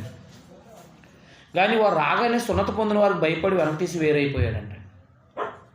మరి ఆ భేదం చేయొచ్చు ఈయన పేతురు గారు. అదే అన్ని జనులు యూదులు వచ్చేటప్పటికి అనుజనులతో కలిసి భోంచేస్తున్నాడు ఈయన. అయినా అంటే అనుజనులంటే క్రైస్తవులైనటువంటి వాళ్ళు, అనుజనులంటే క్రైస్తవులైనటువంటి వాళ్ళతో భోంచేస్తున్నాడంట. భోంచేస్తున్నప్పుడు యూదులు వచ్చారంటండి. యూదులు వస్తే అలా కూర్చున్నప్పుడు ఇలా తిరిగాడంట ఆయన. నేను వాళ్ళతో కలిసి భోజనం చేయట్లేదని. ఆ లోకంలో మనకు ఉంటాయి కదా కులాలు, రే పలానా కులంలో కలిసి భోజనం చేయాలి, మీరు మనవాడు ఎవడో చూడరు, ఎందుకు వచ్చిన వాడు పక్కన ఈ టైప్ అన్నమాట. మన ఏరియాలో ఇలాంటి విధానం అర్థమైంది. అక్కడేమో యూదుడు వచ్చాడు రా బాబు, వీళ్ళు ఏమని అనుకుంటారేమని చెప్పేసి ఈయన పేతురు భోజనం చేస్తున్నవాడు ఇలా అన్నిటితో కలిసి చేస్తున్నవాడు ఇలా తిప్పాడు అనమాట. ఆయన ప్లేట్ ఈ పక్క తిరిగాడు. అంటే నేను అన్నిటితో కలిసి భోజనం చేయట్లేదు అంటాను. ఎందుకయ్యా నువ్వు అలా భయపడ్డావా, ఎందుకు, అది తప్పు కదా, సువార్త క్రమం ప్రకారం నువ్వు నడవలేదని చెప్పేసి పేతురు గారిని గద్దించాడంట. ఎవరో పౌలు గారు. అదే చెప్తున్నాడు. అతను అన్ని జనులతో భోజనం చేస్తున్నాను కానీ వారు రాగానే సున్నతి పొందిన వారికి భయపడి వెనక్కి తీసి వేరైపోయాడు. తక్కిన యూదులను అతనితో కూడా కలిసి మాయావేషం వేసుకున్నారంట. ఒకడైతే పెద్దోడు, రెండో అందరూ వేస్తారు కదా, మనోడు ఏంటి అలా తిరిగాడు, మనం కూడా ఎందుకు అలా తిరుగుదామని చెప్పి తక్కిన వాళ్ళు కూడా వారు వేషధారణ చేత మోసపోయారు. బర్నబా కూడా వారు వేషధారణ చేత మోసపోయారు. వారు 14 వచనం అండర్లైన్ చేసుకోండి, 10వ వచనం అండర్లైన్ చేసుకోండి, 14వ వచనం. వారు సువార్త సత్యము చొప్పున క్రమముగా నడుచుకుపోవుట. సువార్త క్రమం ఏంటి? 3:6. ఏది? ఎఫెసీ పత్రిక 3:6. సువార్త క్రమం ఏంటి?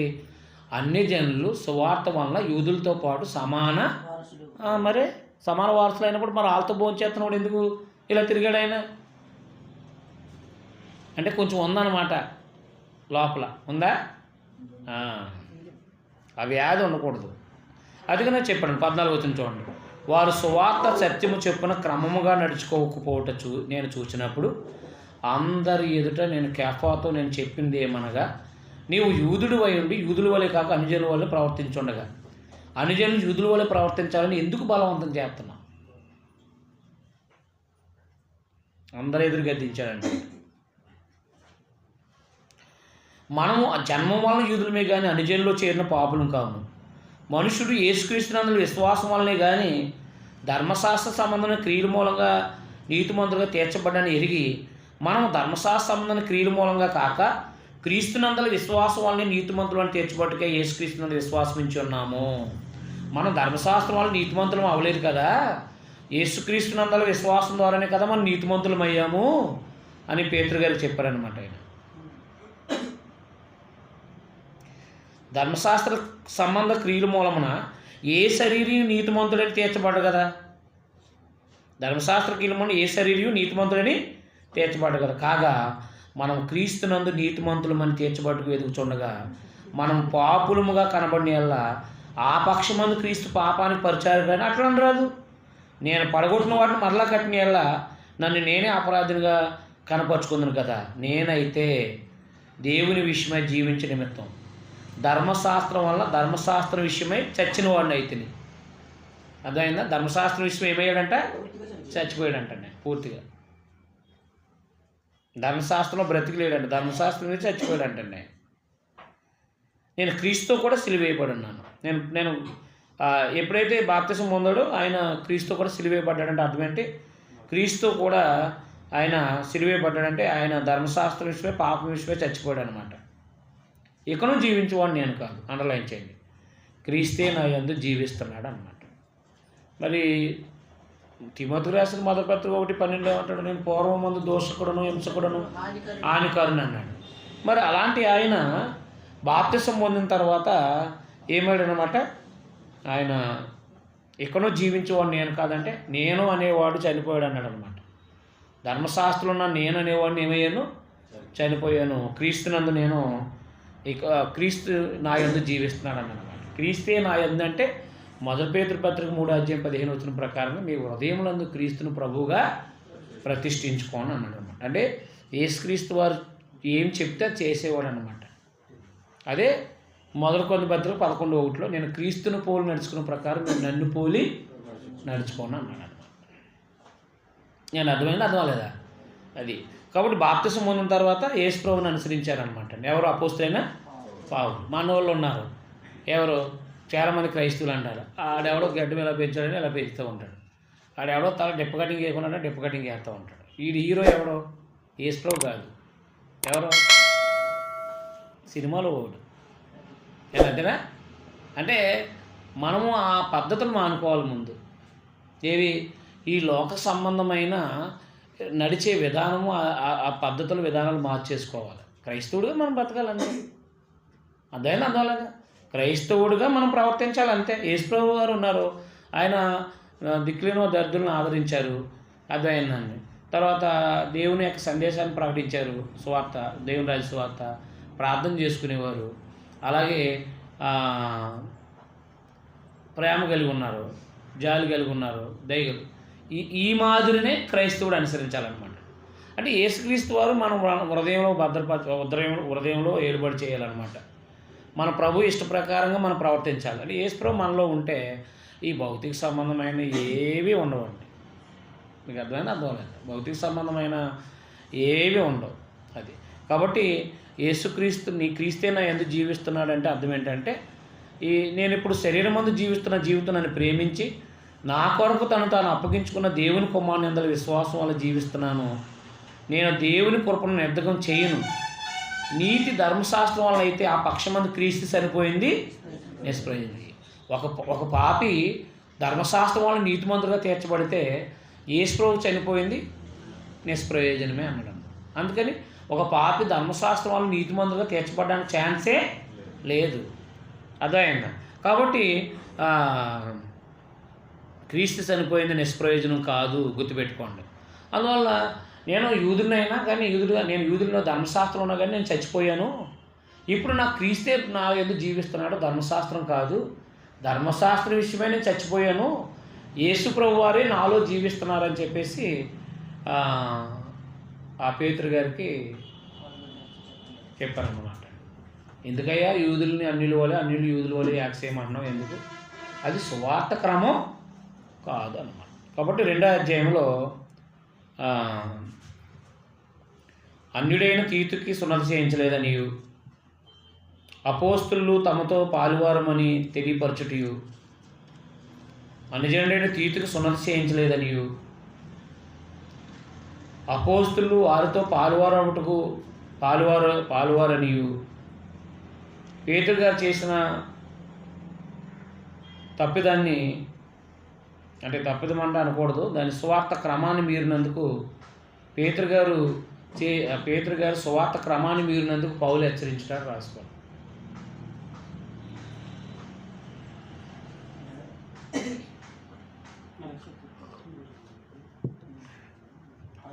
అన్యజనుడైన తీతు సున్నతి చేయబడలేదనియు, అపోస్తులతో పాలుభాగస్తులమనియు అంటుకు సూచనగా అపోస్తులతో కూడా పాలువారమనియు, సువార్త క్రమాన్ని మీరిన పేతురుని గద్దించట, సువార్త క్రమాన్ని మీరిన పేతురు గారిని గద్దించానని తెలియపరచుట.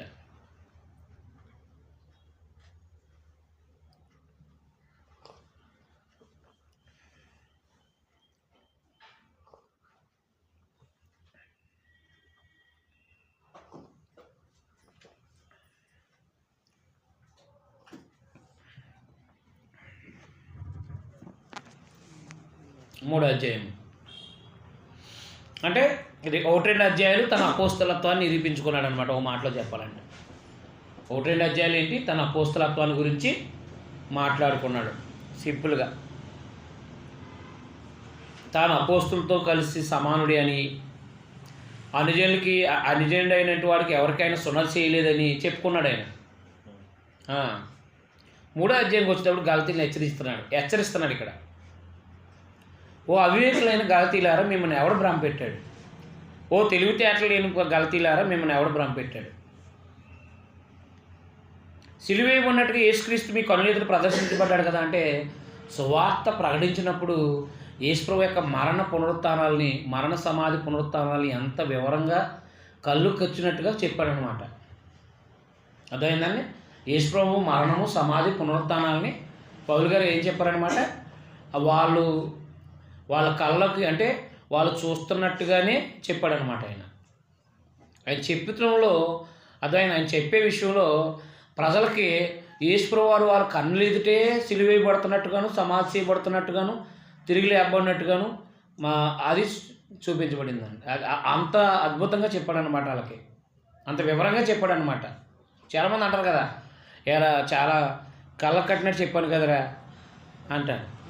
వినలేదరా అంటాడు. ఏమన్నారా మీరా అంటారనమాట. అవునా? అంటే ఎంత వివరంగా చెప్పాడు పౌలు గారు సువార్త. వాళ్ళ ఎదురుగుండానే యేసుప్రభు చనిపోయి సమాధి చేయబడి తిరిగి లేపబడిన వాళ్ళ ఎదురుగుండా కనపడుతున్నట్టుగా చెప్పాడంటండి ఆయన. అంత వివరంగా చెప్పాడంటండి. సిలువేయబడినట్టుగా యేసుక్రీస్తు మీ కనుల ఎదుట ప్రదర్శింపబడిన కదా. ఇది మాత్రమే మీ వలన తెలుసుకొని కోరుతున్నాను. మీ వలన నేను ఒకటి తెలుసుకోవాలనుకుంటున్నాను. గలతీలారా, ధర్మశాస్త్ర సంబంధ క్రియల వలన అంటే సున్నత వలన ఆత్మను పొందారా, లేక విశ్వాసం వలన వింటు వలన పొందారా? పరిశుద్ధాత్మను ఎలా పొందారండి వీళ్ళు? బాప్తిజం పొందినప్పుడే కదా పొందారు. మరి సున్నత పొందినప్పుడు పొందారు వీళ్ళు? పొందలేదు. మరి బాప్తిజం పొందినప్పుడే కదా సున్నత పొందారు. అది బాప్తిజం పొందినప్పుడే కదా పరిశుద్ధాత్మను పొందారు ఎవరైనా. అపోస్తలుల 2వ అధ్యాయం నుంచి కూడా నేను అవునా కదా. ఇప్పుడు సున్నత వల్ల ప్రయోజనం ఏంటి చెప్పండి వీళ్ళకి?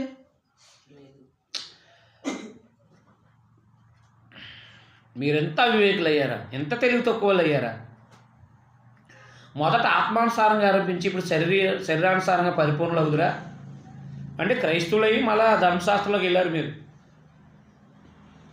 ధర్మశాస్త్రాన్ని అనుసరించాలనుకుంటున్నారా? ఇప్పుడు శరీరానుసారంగా పరిపూర్ణలు అవుతురా? వ్యర్థంగా నేను కష్టాలు అనుభవించారా? అది నిజంగా వ్యర్థమగునా? ఆత్మను మీకు అనుగ్రహించి మీలో అద్భుతాలు చేయించేవాడు ధర్మశాస్త్ర సంబంధమైన క్రియల వలన లేక విశ్వాసం వల్ల వింటు వలన చేయించున్నాడా? వీళ్ళు బాప్తిజం పొంది పరిశుద్ధాత్మను పొందారు పౌలు గారి ద్వారా. ఈ పరిశుద్ధాత్మను పొంది అద్భుతాలు మహత్కార్యాలు చేశారు. వీళ్ళు సున్నత పొందినప్పుడు చేశారా? విశ్వాసం ఇచ్చినప్పుడు బాప్తిజం పొందినప్పుడు పరిశుద్ధాత్మను పొందినప్పుడు చేశారా? మరి బాప్తిజం ద్వారా యేసుక్రీస్తుని విశ్వాసం నుంచి బాప్తిజం పొందడం ద్వారా పరిశుద్ధాత్మను పొందారు, అలాగే వరాలు పొందారు, అద్భుతాలు మహత్కార్యాలు చేశారు. ఇప్పుడు సున్నత వల్ల వీళ్ళకి ప్రయోజనం ఏముంది? ఈ సున్నత వల్ల మీరు ధర్మశాస్త్రం వల్ల మీకు ఏం ప్రయోజనం ఇప్పుడు అని ప్రశ్నించరాడు అనమాట ఎవరో పౌలు గారు. వ్యర్థంగా నిన్ను కష్టాలు అనుభవించారా? అది నిజంగా వ్యర్థమగునా? ఆత్మను మీకు అనుగ్రహించి మీలో అద్భుతాలు చేయించేవాడు ధర్మశాస్త్ర సంబంధమైన క్రియల వలన లేక విశ్వాసంతో వింటు వలన చేయించున్నాడు. అబ్రహాము దేవుని నమ్మెను. ఏది ఆదికాండం 15వ అధ్యాయం 6-7 వచనంలో అబ్రహాం దేవుని నమ్మెను, అది అతను నీతిగా ఎంచబడింది. అంటే దేవుడు అబ్రహాముని విశ్వాసాన్ని బట్టి నీతిమంతుడు అన్నాడు. రోమపత్రిక 4వ అధ్యాయం మొదటి నుంచి. రోమపత్రిక 4వ అధ్యాయం మొదటి నుంచి.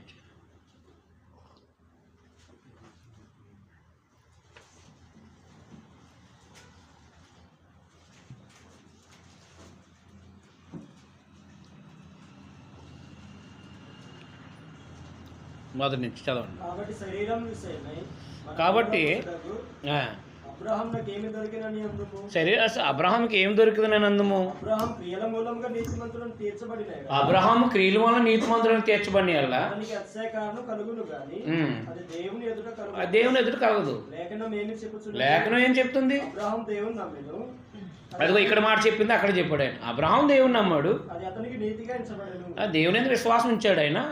దేవుడు అన్నాడు ఆయన నిర్దోషం అన్నాడు అంతే. నువ్వు నిర్దోషం అన్నాడు అంతే. నీతిమంతుడు అన్నాడు అంతే అబ్రహాంని. నువ్వు నిర్దోషివి అన్నాడు అంతే దేవుడు. అంటే విశ్వాసాన్ని బట్టి నీతిమంతుడు అన్నాడు. ఎవరిని? అబ్రహాంని. అది కాబట్టి అబ్రహాంని సున్నత పొందినప్పుడు నీతిమంతుడు అన్నాడా?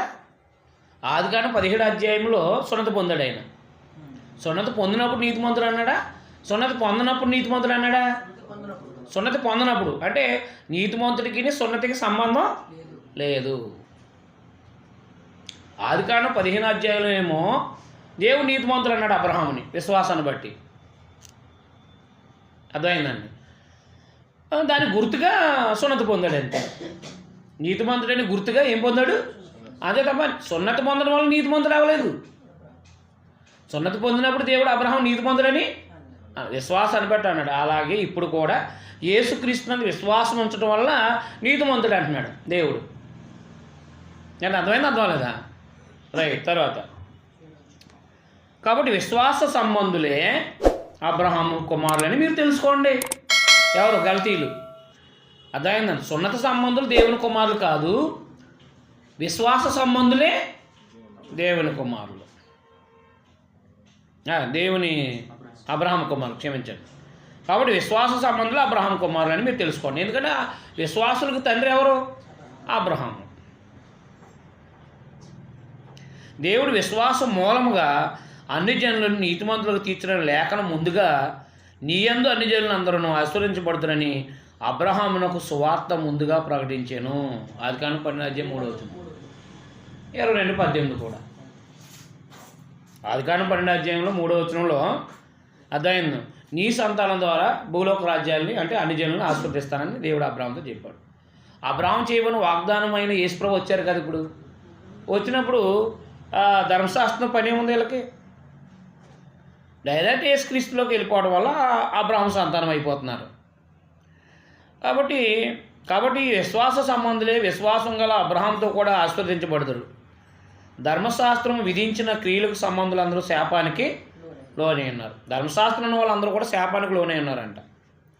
ఎలా అంటే ధర్మశాస్త్ర గ్రంథమందు వ్రాయబడిన విధులన్నీ చేతి యందు నిలకడగా ఉండను ప్రతివాడు శాపగ్రస్తుడు. ద్వితీయోపదేశకాండం 27-26. ద్వితీయోపదేశకాండం 27:26 ధర్మశాస్త్రంలో రాయబడిన విధులందు నిలకడగా ఉండలేనివాడు ఎవడైనా శాపగ్రస్తుడని అంటాడు. మరి ఇప్పుడు ధర్మశాస్త్రం ఉన్న వాళ్ళందరూ ధర్మశాస్త్రాన్ని అనుసరిస్తున్నారా? అనుసరించట్లేదు. అనుసరించలేని వీళ్ళు ఏమై ఉన్నారు? శాపగ్రస్తులై ఉన్నారు. ధర్మశాస్త్రం ఉన్నవాళ్ళు శాపగ్రస్తులై ఉన్నారు. అంటే ఎందుకనంటే ఆచరించలేదు కాబట్టి అని వ్రాయబడింది. ధర్మశాస్త్రం చేత ఎవడనూ దేవుని ఎదుట నీతిమంతుడని తీర్చబడిన సంగతి స్పష్టమే. ఈ ధర్మశాస్త్రాన్ని ఎందుకు ఇచ్చాడు దేవుడు? అతిక్రమాలు జరగకుండా ఉండడానికి ఇచ్చాడు. పాపం అంటే ఏంటో తెలియజేయడానికి ఇచ్చాడు. అంతేనా? అంతేగాని పాపిని నీతిమంతుగా తీర్చడానికి ఇవ్వలేదు దేవుడు ధర్మశాస్త్రాన్ని. ధర్మశాస్త్రాన్ని దేవుడు ఎందుకు ఇచ్చాడు? ఇశ్రాయేలీయులకి యేసుప్రభు వచ్చే వరకు ఇచ్చాడు. అంతేనా? పాపం అంటే ఏంటో తెలియజేయడానికి ఇచ్చాడు. అంతేగాని ధర్మశాస్త్రం వల్ల ఒక పాపి నీతిమంతుడిగా తీర్చబడడానికి దేవుడు ఇవ్వలేదు. అలా ఇస్తే ధర్మశాస్త్రం వల్ల ఒక వ్యక్తి నీతిమంతుడు అయితే యేసుప్రభు రావాల్సిన అవసరం లేదు. ఆలోచన చేయండి. ఆ విషయాలు చెప్తున్నాను అన్నమాట. ధర్మశాస్త్రం చేత ఎవడను దేవుని ఎదుట నీతిమంతుడని తీర్చబడిన సంగతి స్పష్టమే. ఏలైనగా హబక్కూకు 2:4 నీతిమంతుడు విశ్వాస మూలంగా జీవిస్తాడు. ధర్మశాస్త్రంతో పని లేదు అతనికి. నీతిమంతుడికి విశ్వాసం దేవుడు ఉన్నాడని భయంతో బతికేవాడు తప్పు చేస్తాడా? దేవుడు ఉన్నాడని భయంతో బతికేవాడు తప్పు చేస్తాడా? చేయడు కదా. ధర్మశాస్త్రం ఉన్నవాడు ధర్మశాస్త్రం తప్పు చేయొద్దని చెప్పింది అని చెప్పినా కానీ చేస్తాడు. కానీ దేవుడు ఉన్నాడని భయపడేవాడు మాత్రం తప్పు చేయడు. కాబట్టి నీతిమంతుడు విశ్వాస మూలంగా జీవిస్తాడని రాయబడింది. 12 ధర్మశాస్త్రము విశ్వాస సంబంధమైనది కాదు కానీ దాని విధులను ఆచరించేవాడు వాటి వల్లనే జీవిస్తాడు. ఆత్మను గూర్చిన వాగ్దానం అంటే పరిశుద్ధాత్మను గూర్చిన వాగ్దానం. పరిశుద్ధాత్మను గూర్చిన వాగ్దానం విశ్వాసం వల్ల మనకు లభించినట్లు అబ్రహాం పొందిన ఆశీర్వచనము క్రీస్తు ద్వారా అన్యజనులు కలుగుటకే క్రీస్తు మన కోసం శాపమై మనం ధర్మశాస్త్రం యొక్క శాపం నుండి విమోచించెను. అర్థమైందండి? ఇప్పుడు అబ్రహాము పొందిన ఆశీర్వచనం ఏంటి? నీతిమంతుడిగా అంటే విశ్వాసాన్ని బట్టి నీతిమంతుడిగా తీర్చబడ్డాడు. అలాగే అబ్రహాము ద్వారా వాగ్దానం చేయబడిన ఆశీర్వచనం మనం అందరూ పొందడం కొరకు యేసుప్రభు ఏం చేశారంట? ఆయన ధర్మశాస్త్రం యొక్క శాపం నుంచి విడుదల చేయడానికి వచ్చారంటండి ఈ లోకానికి. పరిశుద్ధాత్మను కూర్చున్న వాగ్దానం కూడా దేన్ని బట్టి చేయబడింది? ధర్మశాస్త్రాన్ని బట్టి చేయబడిందా? యేసుప్రభుని బట్టి చేయబడిందా? పరిశుద్ధాత్మను కూర్చున్న వాగ్దానం యేసుప్రభుని బట్టి కదా పరిశుద్ధాత్మను కూర్చున్న వాగ్దానం చేయబడింది. అదైంది, ధర్మశాస్త్రాన్ని బట్టి కాదు. అందువల్ల ఆత్మను కూర్చున్న వాగ్దానం విశ్వాసం వల్ల మనకు లభించినట్లు అబ్రహాం పొందిన ఆశీర్వచనము క్రీస్తు ద్వారా అనుజనులు కలుగుటకై క్రీస్తు మన కోసం శాపమే మనల్ని ధర్మశాస్త్రం యొక్క శాప నుండి విమోచించను. ఇందును గూర్చి మ్రాను మీద వేలాడిన ప్రతివాడు శాపగ్రస్తుడని వ్రాయబడి ఉందని ద్వితీయోపదేశకాండం 21వ అధ్యాయము 23వ వచనంలో మ్రాను మీద ద్వితీయోపదేశకాండం 21వ అధ్యాయం 23వ వచనంలో మ్రాను మీద వేలాడదీయబడిన ప్రతి ఒక్కడు శాపగ్రస్తుడని రాయబడింది. కాబట్టి యేసుక్రీస్తు వారు ఏం చేయబడ్డారు? మ్రాను మీద వేలాడదీయబడ్డాడు. కాబట్టి ధర్మశాస్త్రం యొక్క శాపం తీసేయడానికి ఆయన మ్రాను మీద వేలాడదీయబడ్డాడు. కాబట్టి ఆ శాపం నుంచి విడుదల చేశాడు మనల్ని ప్రాణం పెట్టడం ద్వారా.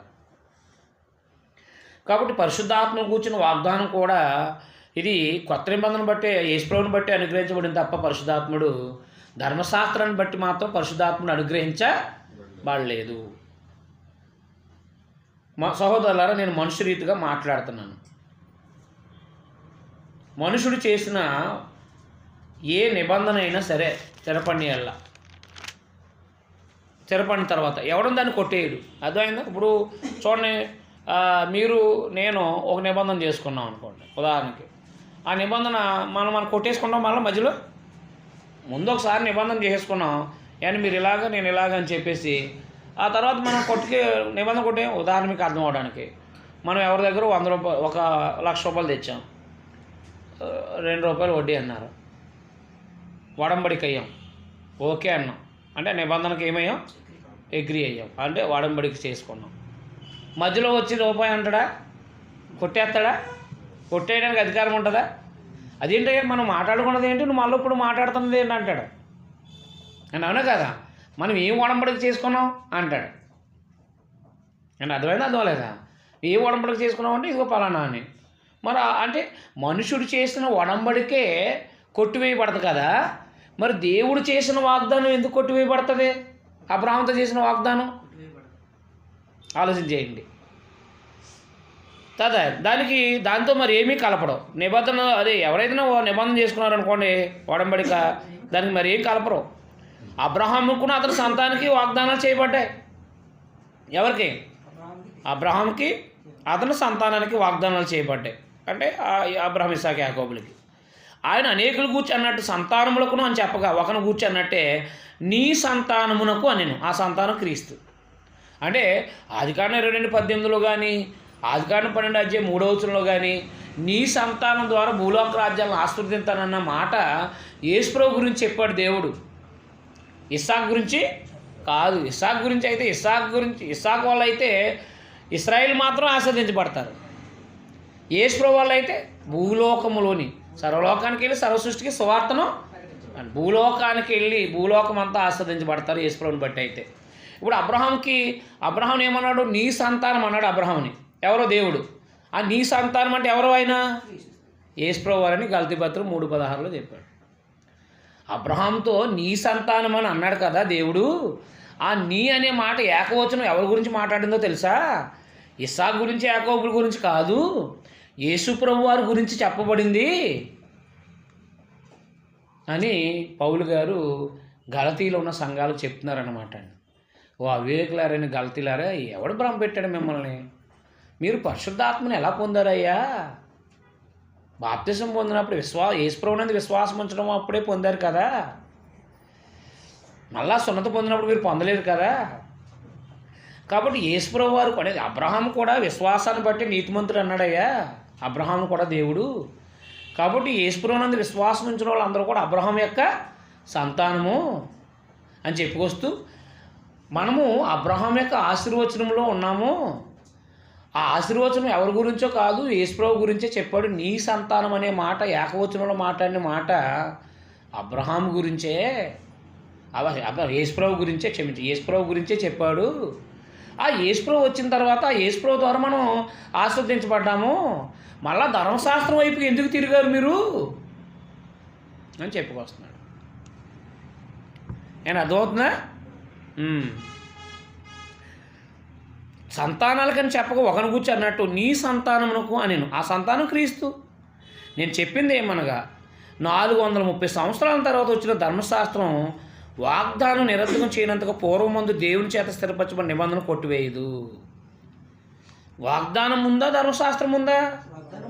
వాగ్దానం వచ్చిన తర్వాత ధర్మశాస్త్రం వచ్చింది. అర్థమైందా? అబ్రహాంకి ధర్మశాస్త్రం ఇవ్వటానికి సమయం ఎంత అంటే 430 సంవత్సరాలు. 430 సంవత్సరాల ముందే, అంటే ధర్మశాస్త్రం ఈ అబ్రహాముకి వాగ్దానం చేసిన 430 సంవత్సరాల తర్వాత ధర్మశాస్త్రం ఇచ్చాడు. ఇప్పుడు వాగ్దానం ఉందా, ధర్మశాస్త్రం ఉందా?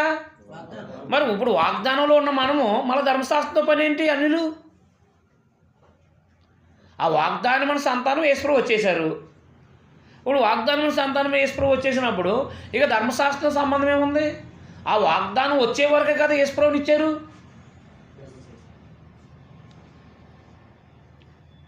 నేను చెప్పేది ఏంటంటే 430 సంవత్సరాల తర్వాత వచ్చిన ధర్మశాస్త్రం. అంటే అబ్రహాముకి నీ సంతానం ద్వారా భూలోక రాజ్యాలను ఆశీర్వదిస్తానని చెప్పిన కాడి నుంచి ఒక 430 సంవత్సరాలు అయిన తర్వాత ఇశ్రాయేల్ ఐగుప్తు నుంచి విడుదల పొంది ధర్మశాస్త్రాన్ని అందుకున్నారు సీనాయి కొండ దగ్గర. అంటే ఇప్పుడు నీ సంతానం ద్వారా భూలోక రాజ్యాలు ఆశీర్వదిస్తానని చెప్పినప్పుడు ఎప్పుడు చెప్పాడు? 430 సంవత్సరాల క్రితమే చెప్పాడు దేవుడు. కాబట్టి ధర్మశాస్త్రానికి ముందు వచ్చింది, ముందు వాగ్దానం యేసుప్రభుని కూర్చున్న వాగ్దానం. ధర్మశాస్త్రం రానప్పుడే యేసుప్రభుని కూర్చున్న వాగ్దానం అబ్రహాముకి ఇవ్వబడింది. అవునా కాదా?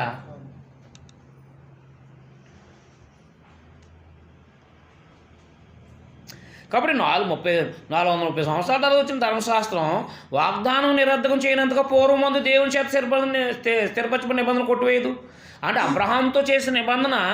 అబ్రహాంతో దేవుడు చేసిన నిబంధన నీ సంతానం ద్వారా భూలోక రాజ్యాలను ఆస్వాదిస్తాననే నిబంధన ధర్మశాస్త్రం ఏం చేయదు? కొట్టివేయదు. ధర్మశాస్త్రం నిబంధన కొట్టేయడానికి వచ్చిందేంటి? యేసుప్రభు వచ్చే వరకు ధర్మశాస్త్రం ఇవ్వబడింది. ఆ స్వాస్థ్యం ధర్మశాస్త్రం మూలంగా కలిగిన ఎల్లా ఇక వాగ్దానం మూలంగా కలిగింది కాదు. అయితే దేవుడు అబ్రహామునకు వాగ్దానం వల్లే దాన్ని అనుగ్రహించాడు. అయితే ధర్మశాస్త్రం ఎందుకు? ఆయనే ప్రశ్న. ఇప్పుడు యేసుప్రభు ద్వారా మానవుడు నీతిమంతుడిగా తీర్చబడితే పాపి, మరి ధర్మశాస్త్రం ఎందుకు ఇచ్చాడు మధ్యలో? ఆయనే ప్రశ్న చేస్తున్నాడు గలతీలకి. ప్రశ్న చూడండి, అక్కడ ప్రశ్నార్థకం ఉందా? అలాగైతే ధర్మశాస్త్రం ఎందుకు? ఈ వచనం అండర్లైన్ చేయండి. ఎవనికి వాగ్దానం చేయబడినో, అంటే అబ్రహాముకి, ఆ సంతానము అంటే అబ్రహాము చేయబడిన వాగ్దానమైన క్రీస్తు వచ్చే వరకు అది అతిక్రమాలు పడి దాని తర్వాత ఇవ్వబడింది. అది మధ్యవర్తి చేత దేవతల ద్వారా నియమించబడింది. అర్థమైందండి? అలాగే ధర్మశాస్త్రం ఎందుకు? యేసుప్రభు వచ్చే వరకు. అంతే. దాని సమాధానం ఏంటి? యేసుప్రభు వచ్చే వరకు. ధర్మశాస్త్రం ఎందుకంటే యేసుప్రభు వచ్చే వరకు. యేసుప్రభు వచ్చే వరకు ఎందుకు? అతిక్రమాలు జరగకుండా ఉండాలి. అర్థమైందండి? అంటే తప్పులు చేయకుండా ఉండాలి. అందుకు ధర్మశాస్త్రం ఇచ్చాడు. అందుకని నీతిమంతుగా తీర్చడానికి మాత్రం ఇవ్వలేదు. చూడండి ఎంత వివరంగా చెప్పుకొస్తున్నాడు పౌలు గారు గల్తీ సంఘాలకి. కాబట్టి అబ్రహాంతో చేయబడిన వాగ్దానమైన క్రీస్తు వచ్చే వరకు అది అతిక్రమాలు పడి దాని తర్వాత ఇవ్వబడింది. మధ్యవర్తి చేత దేవతల ద్వారా నియమించబడింది ధర్మశాస్త్రం. అయితే మధ్యవర్తి ఒకరికి మధ్యవర్తి కాడు, కానీ దేవుడు ఒక్కడే. ధర్మశాస్త్రాన్ని ఇచ్చింది కూడా ఎవరో? దేవుడే. అయితే జాగ్రత్త పెట్టుకోండి. 21వ వచనం మళ్ళా ప్రశ్న. ధర్మశాస్త్రము దేవుని వాగ్దానాలకు విరోధమైందా? ప్రశ్న. ధర్మశాస్త్రము అబ్రహాంతో చేసిన వాగ్దానానికి విరోధమైందా? కాదు కదా? అవునా కదా?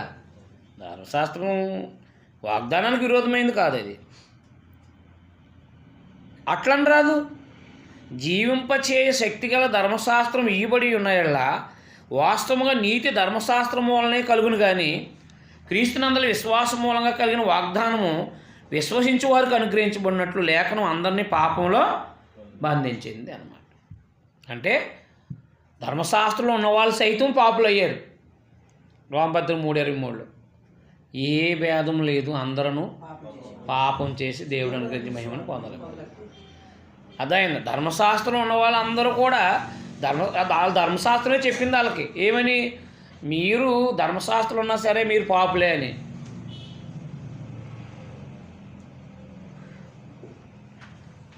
అందువలన యేసుక్రీస్తునందు విశ్వాసం మూలంగా కలిగిన వాగ్దానం విశ్వసించే వారికి అనుగ్రహింపబడినట్లు లేఖనము అందరినీ పాపములో బంధించింది. విశ్వాసం వెల్లడి కాక మునుపు ఇక ముందుకు బయలుపరచబడవో విశ్వాసం అవలంబించవలసిన వారముగా చెరలో ఉంచబడినట్టు మనం ధర్మశాస్త్రానికి లోని వారు అయితమే. ధర్మశాస్త్రం ఉన్నవాడు ఎవరున్నాడు? ఎక్కడున్నాడంట? చెరలో ఉన్నాడంట. కాబట్టి మనం విశ్వాస మూలమున నీతిమంతులమని తీర్చబడినట్లు క్రీస్తుని వద్దకు మనం నడిపించుటకు ధర్మశాస్త్రము మనకు బాలశిక్షకుడయ్యను. అర్థమైందా? పాపం చేసినట్టు వాడు రక్తం చిందించాలనే వాస్తవాన్ని ధర్మశాస్త్రమే చెప్పింది. అవునా? అర్థమైందని పాపం చేసిన వాడు రక్తం చిందించాలంటే బలి ఇవ్వాలి. ఇప్పుడు ధర్మశాస్త్రం ఉన్నవాడికి ఏం నేర్పించింది? పాపం చేసినట్టు వాడు గొర్రె పిల్లలు బలి ఇవ్వాలని చెప్పేసి. ఇప్పుడు పాపం చేసినట్టు వాడు యేసుప్రభు వారు బలి అయ్యాలని చెప్పేసి ధర్మశాస్త్రం చెప్పింది కదా. అంటే ఇప్పుడు ధర్మశాస్త్రం యేసుప్రభు దగ్గర నడిపించడానికి ఏమైంది? అదనమాట, బాలశిక్షకుడు అయింది. అంతేగాని ధర్మశాస్త్రానికి విరోధమైంది కాదు. అంటే నీతిమంతుడిగా తీర్చే అధికారం ధర్మశాస్త్రానికి లేదు, కానీ ధర్మశాస్త్రం దేవుని వాగ్దానాలకు విరోధమైంది ఏమీ కాదు అన్నమాట.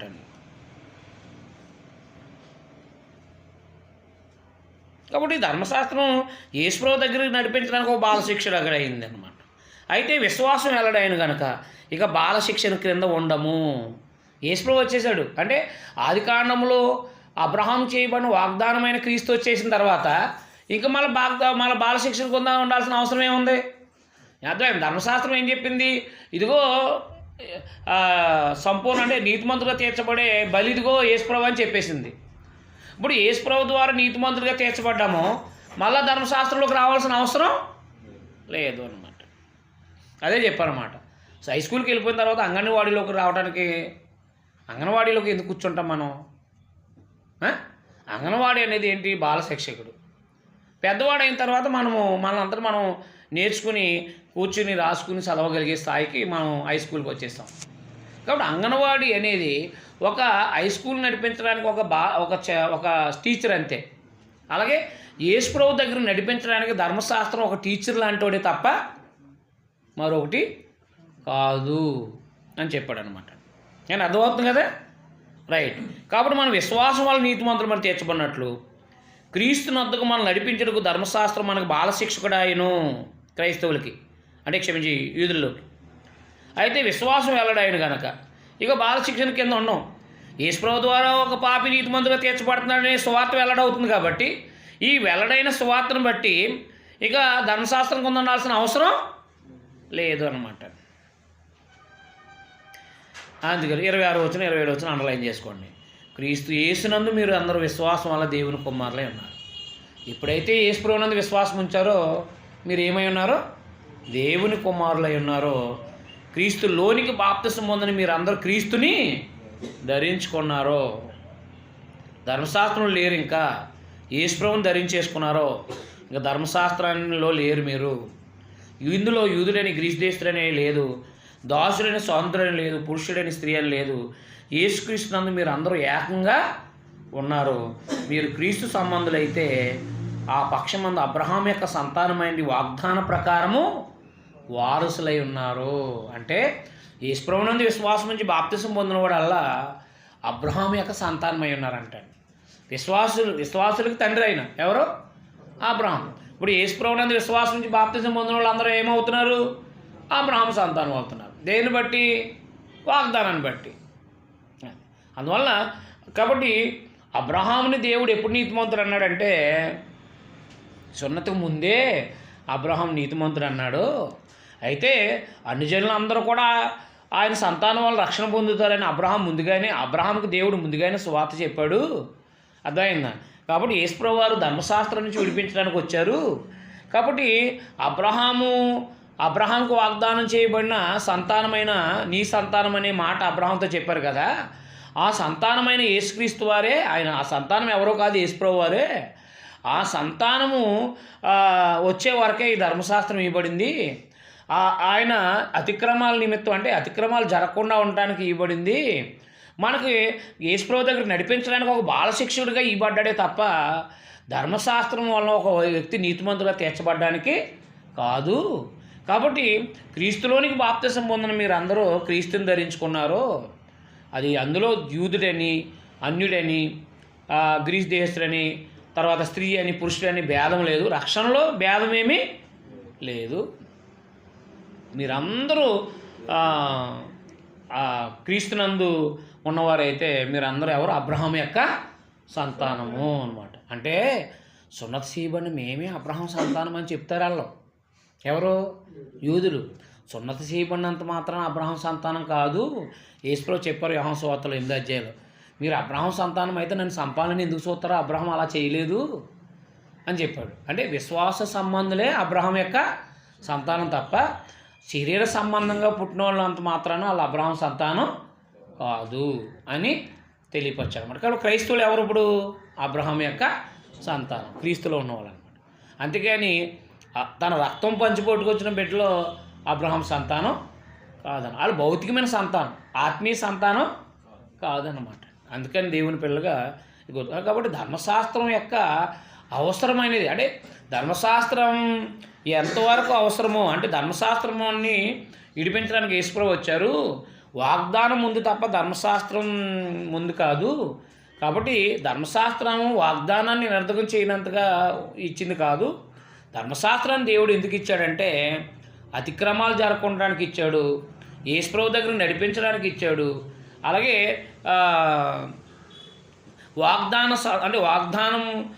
వాగ్దాన సంతానమైన యేసుక్రీస్తు వారు వచ్చే వరకు ధర్మశాస్త్రాన్ని ఇచ్చాడు తప్ప ధర్మశాస్త్రం వల్ల ఏ వ్యక్తి నీతిమంతులుగా తీర్చబడే అవకాశం లేదు అని 3వ అధ్యాయంలో స్పష్టంగా చెప్పాడు. అర్థమైందండి? మీకు ఏమైనా డౌట్లు ఉంటే అడగండి, మనం ప్రార్థన చేస్తాం.